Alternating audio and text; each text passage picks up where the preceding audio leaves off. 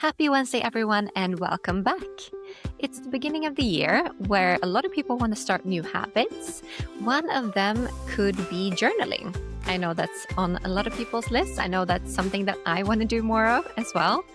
And it's kind of hard to know where to start or like how to do it if you've never done it before and don't have it as a habit. But luckily for us, we have the expert here. Nathalie has been journaling since the dawn of time. At least since I was like, born. Since you were born, basically. You came out with like a journal and a pen. Like, no, but you have been journaling for a crazy amount of time. Like as long as I remember, you've been writing in your journal like daily. Mhm. So you really have it nailed and you have some experience. Yeah, no, it's a practice that I love. I'm so passionate about it. So it is something that I have done for a really, really long time. And I do feel like I want to help others if you want to start journaling because it's so helpful to me. So if someone else wants to start doing it, I do have some tips for how to get started. Perfect. Yes. So first, I want to talk a little bit about why journaling is so good. So there are a lot of research around this, like journaling, and it does help you with things like anxiety.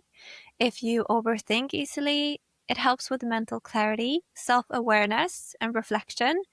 I feel like that is a huge one for me. Getting my thoughts out on paper is so helpful to me because it puts them out of my head and I get less in my head about life and everything. Just thoughts. And I do have some tips. I think that if you want to start journaling, just ask yourself, how do I want it to serve me in my life? What is the purpose? Do I want it to help me feel more grateful, or do I want to just reflect more on life, just help me with my thoughts? Because I think a lot, I have a lot of emotions.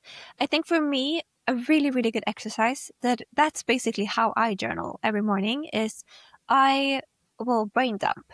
So brain dumping is that you basically just write everything out. Like whatever it is, no pressure. You don't have to write about a specific topic or anything. You can just ask yourself, how am I feeling today? And just start writing. Or if there's something that you're thinking about in that moment, just write about that. And then you don't have any pressure about how much you're going to write or spelling or anything. You're literally just typing either on your laptop or in a diary, like a notebook. And just try to not put pressure on yourself. No one else is going to read it. It is for you. And I think that really just helps me. I don't even think about okay, how am I going to make it sound good or anything. I'm just writing my thoughts. And it really does help me with self-awareness a lot because I do get a lot of perspective. I can have discussions with myself, writing, and it is really helpful to just get your thoughts, I don't know, just to process them quicker. And it's like when you talk to someone, if you have something on your mind and you meet a friend and then you talk to them about it, and you'll feel more at ease because you've gotten it out of your head. And I feel like that's the journaling for me.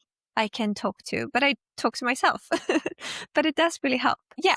So if you're a night person, then journaling in the morning might not be the best thing for you. I think making it work for yourself and making it feel fun and easy, it's supposed to serve you. So I think just finding a routine that makes it stick, but also if you want to build a habit, doing it the same time of the day, I think is really helpful. I always do it in the morning. That's part of my morning routine. I will write in my journal and then I will do my to-do list after because I feel more at ease once I've gotten everything out of my head.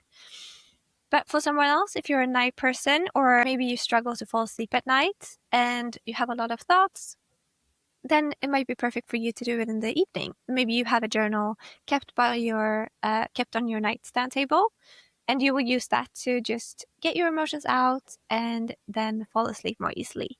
So it really depends on what you're like as a person. So having a practice that is the same time every day is super helpful. I think also for your brain to build it into a habit, that makes it so much easier. If you have the same time you write in the same place, like in your home.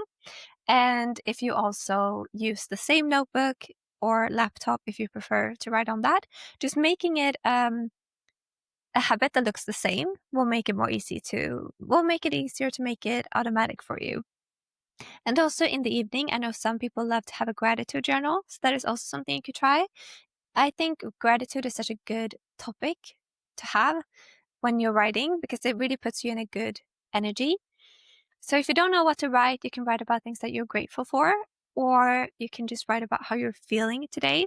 I feel like emotions are very central in journaling. It's about emotions and getting your thoughts out on paper. So those are some things that if I would start journaling today, that's what I would do. And really just think about how it's going to serve you and not having like a vision for how it's supposed to be, just how it makes you feel good. So if you don't like writing and maybe you've tried journaling and it doesn't really work for you, then there are other ways you could use other methods. I think the purpose of journaling is to get your thoughts and emotions out. So it is to self-reflect, become a little bit more self-aware, but also just processing your thoughts and emotions. And if you really are not into journaling, maybe you haven't listened this far into the episode, but maybe if you try this out and you feel like, oh, it doesn't work after a couple of weeks or something, you could try to either dictate so you don't actually type anything, or you could even record voice memos to yourself. So you could just record and talk like you would talk to a friend, just like talk about something that is, I don't know, maybe bothering you or you feel anxious about. And you talk about it and you can record it on your voice memo and then you can listen to it. And then that is also a way to self-reflect and become more self-aware of how you're feeling. So I think there's so many ways that you could I think the purpose of just getting your thoughts and emotions out of you and becoming more self-aware is a really good strategy to just like grow yourself and develop mentally. I think it really helps with mental clarity, at least for me. So I do think that is a good thing if you don't like journaling as well. I've used dictation quite a lot, and I think it just Yeah. helps like speaking into and just seeing your words on, Yeah. not on paper in this case, but just seeing them written out. And I think a lot of times, like, it's easy to get stuck in your head with things. Your thoughts are just going around and around, and you're not really getting a solution, or you're not really moving Yeah. forward. Like, I think it's easy to get stuck in that like overthinking cycle. And I think if you journal, or you can also use those tools as well, of course. But if you get it out of you, like, Yeah. then that really helps. Like seeing that reflected back to you. Sometimes you can be really worried or like scared of something. And then once you've written it down or gotten it out of you, it just seems silly. And you're Yeah. able to overcome it like really easily. So I think journaling is great for a lot of things, like mental clarity, definitely overcoming fears and blocks and things like that, and just like processing your emotions. So I think that's really, really good. And I will take these tips to heart, and we'll try Yeah. to start a journaling practice as well. I'm going to try to do it in the mornings, like have a cup of tea, sit down, like put my Yeah. journal out like the day before, so that I actually like I sort of see it and make sure to do Yeah. it.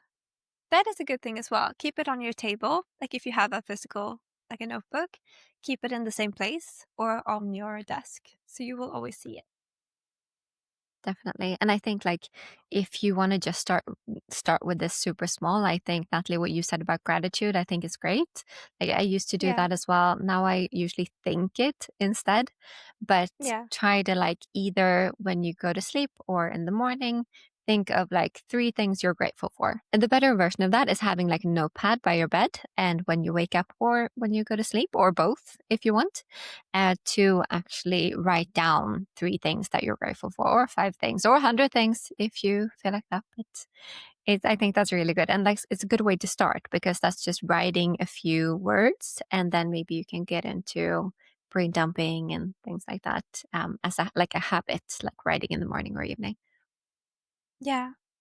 I think that's really good advice.